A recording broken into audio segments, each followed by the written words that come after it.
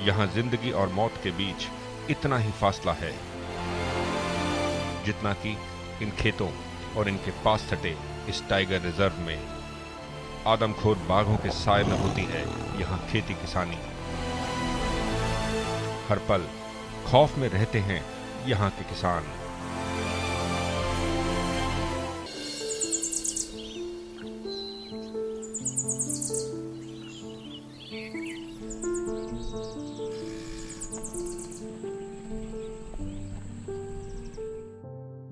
पीलीभीत उत्तर प्रदेश के सबसे उपजाऊ क्षेत्रों में से एक है।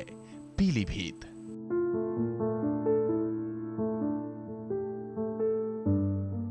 यहाँ के किसान भी बहुत मेहनती हैं।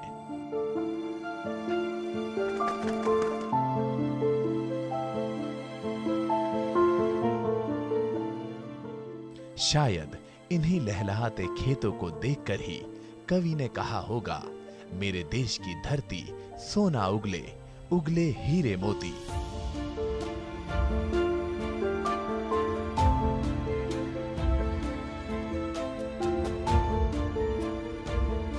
मगर एक बड़ी दिक्कत है तराई में फैले पीलीभीत में, वो ये कि इन खेतों के बिल्कुल बगल में ही है पीलीभीत टाइगर रिजर्व।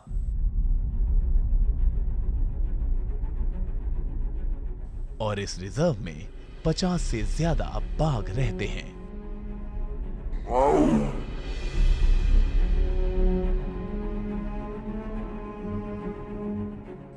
पहले, बहुत दशकों पहले, बाघों और इंसानों के बीच टकराव यदा कदा ही होते थे।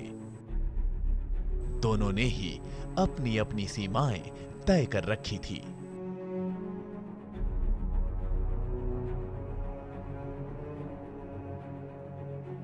बाघ अपना जंगल छोड़कर खेतों में नहीं जाते थे और किसान जंगलों से दूर ही रहना पसंद करते थे। लेकिन पीलीभीत में मामला बिल्कुल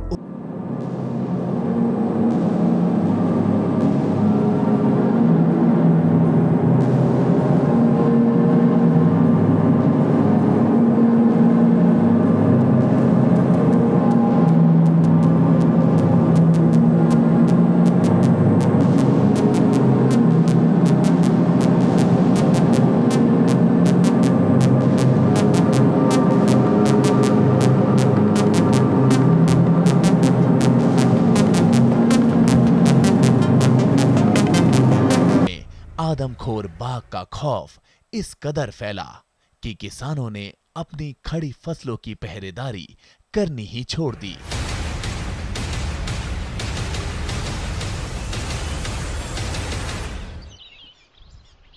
एक वक्त तो ऐसा लगा मानो इन खेतों में कर्फ्यू लगा दिया गया है। डर का ऐसा आलम कि हर कोई सूरज ढलने से पहले अपने घर जल्दी वापस जाना चाहता था।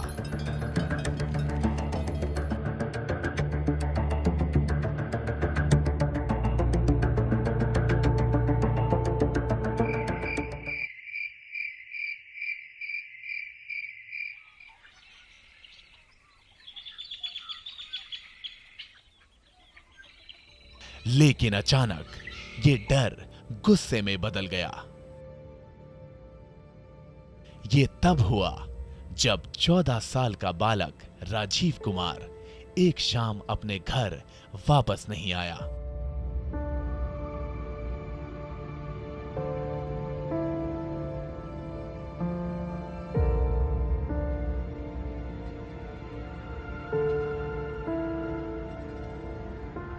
वो 10 फरवरी का दिन था।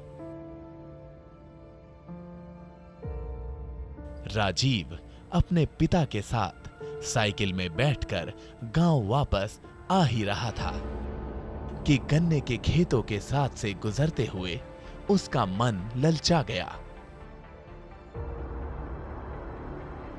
राजीव गन्ना तोड़ने खेत के थोड़ा अंदर गया।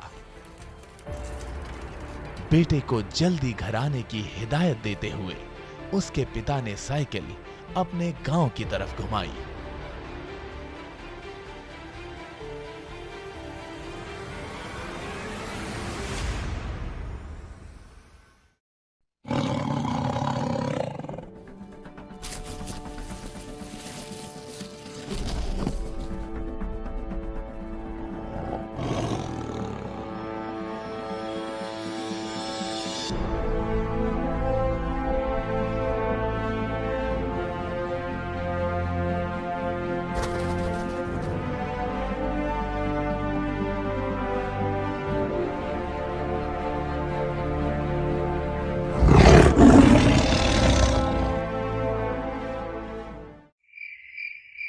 जब देर शाम राजीव घर नहीं लौटा तो उसका भाई और गांव के अन्य लोग उसे ढूंढने निकले।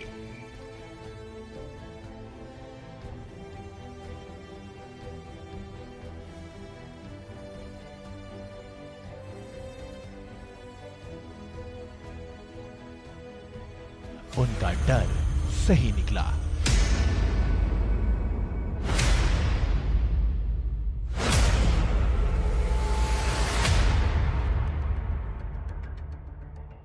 गन्ने के खेतों के पास ही उन्हें मिली राजीव की आधी खाई हुई लाश। राजीव पिपरिया संतोष गांव का रहने वाला था। जैसे हमको आए तो हमने कहेंगे देखो तुम ये लड़का कहाँ है, राजीव बाबा कह राजीव बाबा ना, हमने ना तो कोई तो साइकिल उनके खेत पे को घुमाई तो देखा जा हुआ देखो सब लोग घर के गांव वाले गए, गांव के हमारे लोग काफी लोग गए थे वहाँ, गए ट्रैक्टर वगैरह गए थे, 1000 आदमी तो चारों ओर देखा गया तो मतलब ये चप्पलें पड़ी थी, फिर अंदर मतलब कि लाइन पड़ी थी पूरी, ले गया था वहीं पर सब खून वगैरह पड़ा। वन अधिकारियों के अनुसार पीलीभीत टाइगर रिजर्व से सटे 35 गांव आदमखोर बाघ से सीधे प्रभावित थे और सबसे ज्यादा खौफ भी यहाँ देखा या महसूस किया जा सकता था।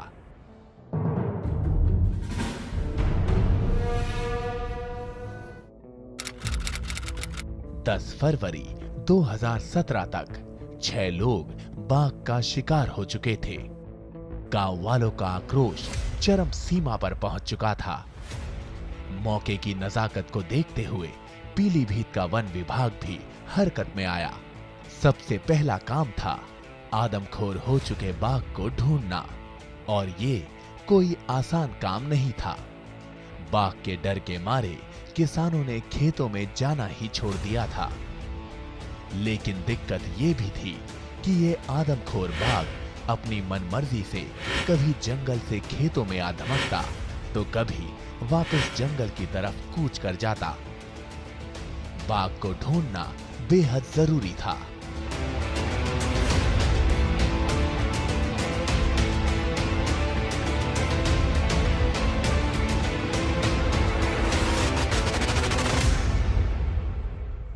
इसके लिए वन विभाग ने अपने कई पालतू हाथी पेट्रोलिंग पर लगाए।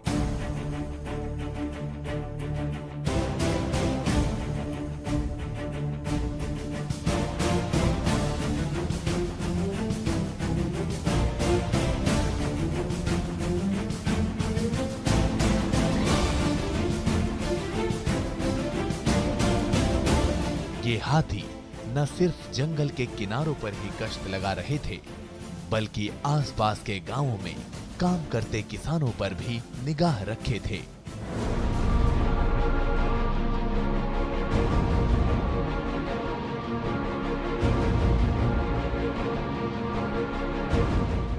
नामालूम किस किसान पर बाघ कब हमला कर दे।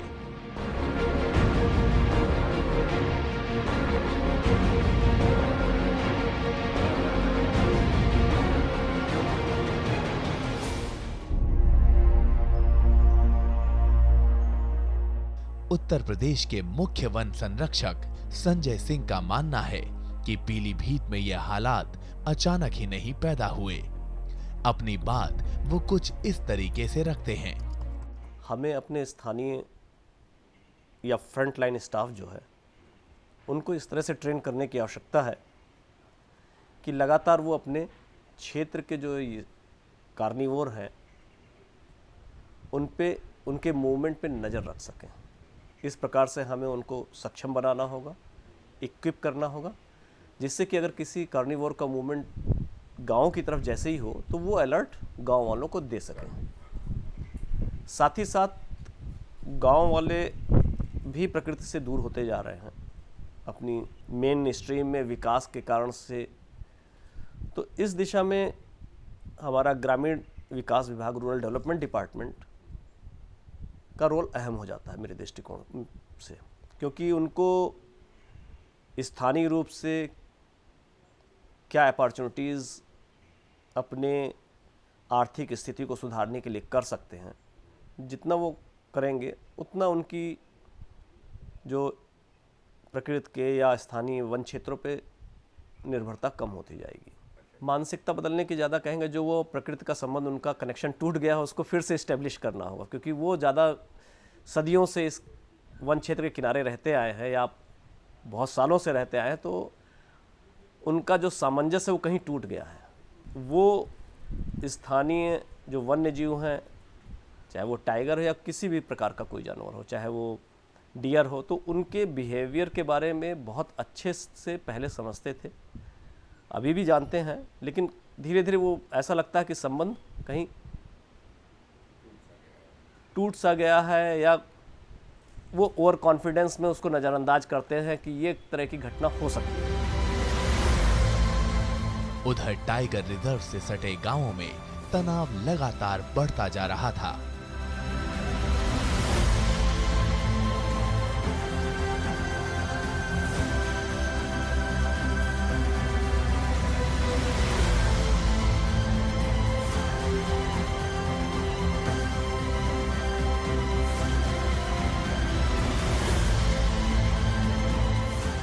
आखिरकार 11 फरवरी की दोपहर वन विभाग के हाथ सफलता लग ही गई।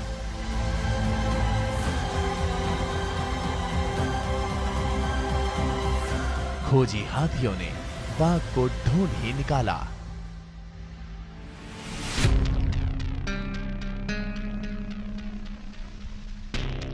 वो गन्ने के एक खेत में छिपा हुआ था।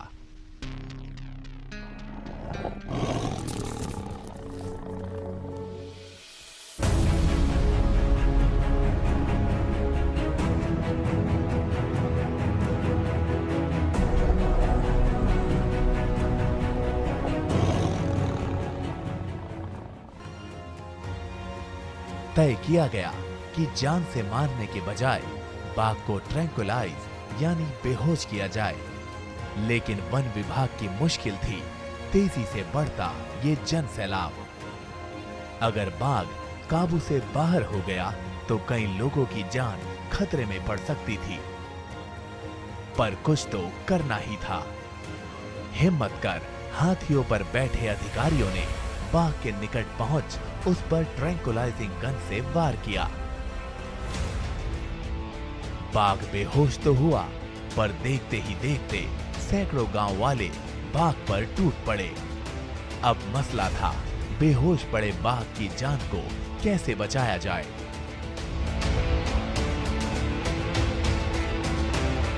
काफी मशक्कत करनी पड़ी वन विभाग के अधिकारियों को। आखिर किसी तरह बाघ को गाड़ी के ऊपर फिट किए पिंजरे में डाल उसे बाहर निकाला गया।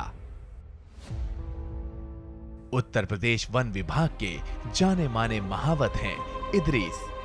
उन्हीं के हाथी पर बैठकर वन अधिकारियों ने आदमखोर बाघ को बेहोश किया था।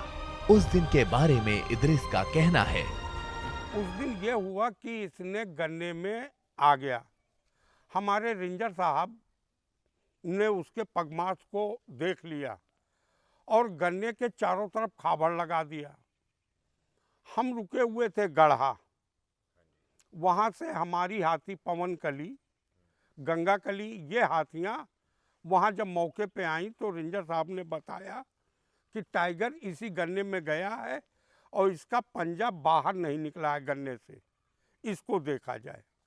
इतने में ये पक्का हुआ कि टाइगर इसी गन्ने में है। फिर वो मशीन मंगाई गई, उससे गन्ना को तोड़वाया गया और काफ़ी करीबी हम उसका बना लिए टाइगर का कि अब तो साहब जब टाइगर दिखा तो हमारे शुक्ला जी चिड़ियाघर वालों ने इन्होंने ट्रैंकुलाइज किया तो टाइगर दौड़ा भागने के लिए।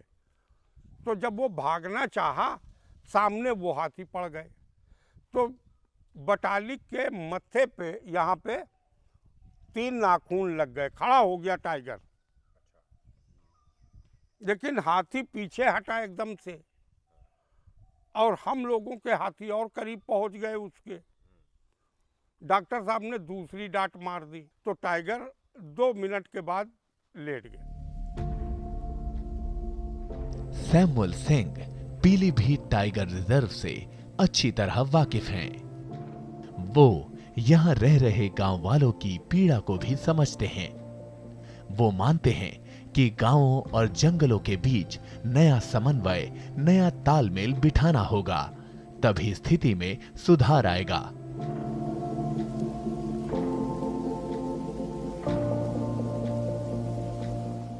पुराने लोग थे इनके फोर फादर्स जो थे, दे नोज वेरी वेल कि हम कैसे रह सकते हैं। उनको फॉरेस्ट की बहुत ज़्यादा जानकारी होती थी। आज लाइफ स्टाइल बदल गया है, तो गांव-गांव तक मल्टीमीडिया भी पहुंच गया है, चैनल्स पहुंच गए हैं सारे। तो जितने भी यूथ है यहाँ का, तो उसका ध्यान यहाँ से हटता चला जा रहा है। उसको ज़्यादा जानकारी भी नहीं है फॉरेस्ट की, उसको ज़्यादा जानकारी नहीं होती, उसके बस उसी में ज़्यादा गुम हो गया है वो। तो इसीलिए वो चोट भी खा जाता है। उसको ये जानकारी नहीं, ये पगमार किसका है, ये कहाँ से मेरे खेत में कौन जानवर आया है, कम लोगों को जानकारी होती है। और मैंने तो ऐसा भी देखा है कि एक आदमी ने एक टाइगर ऑपरेशन में बिलारी के अंदर, वो एक बिल्कुल नया लड़का है, बोले अरे कैसा टाइगर, क्या चीज़ होता है टाइगर, और घुस गया उसमें खेत में और उसको चोट लगी टाइगर से, तो उसको एडमिट कराना पड़ा गवर्नमेंट को। तो ऐसे भी मैंने देखा कि क्या टाइगर होता है, तो जानकारी नहीं बिल्कुल भी। अब देखिए, आप देख रहे हैं कि कितने नेशनल हाईवेज हैं, रिवर इंटरकनेक्ट की जा रही हैं, कैनाल्स इंटरकनेक्ट की जा रही हैं। क्यों ना हम फॉरेस्ट पैचेस का भी एक कॉरिडोर को कनेक्ट करें एक दूसरे से, तो हो सकता है इस कन्फ्लिक्ट में कुछ कमी आए। अगर इसी टाइप से ऐसे और कॉरिडोर बन रहे हैं तो फॉरेस्ट कॉरिडोर भी एक हाँ, क्योंकि इस तरह के कॉरिडोर तो मध्य प्रदेश में कई जगह पे बन रहे हैं और हमारी स्टेट में भी मैं समझता हूँ लागू हो जाए तो। कुछ ऐसा ही कहना है इस इलाके के अमीन का। मनुष्य पे यूँ हमला करता है जैसे मतलब बाई चांस कभी टाइगर शिकार पे होता है, ठीक है, टाइगर शिकार करते करते जो है गांव में आ जाता है। गांव में आने के बाद में जो है मतलब जो खुकारी होता है एक तरीके से, वो मतलब जो है शिकारी हो जाता है। तो मतलब उसको कोई भी जानवर मिले, मतलब जो है इंसान मिले, उसके ऊपर वार कर देता है। सदियों पुराना वो करार जो बाघ और गांव वालों के बीच था, वो अब पीलीभीत में टूटता नजर आ रहा है। गांव वासियों की भी मजबूरी है, सूखी लकड़ी लेने या फिर अपने पशुओं को खाना खिलाने के लिए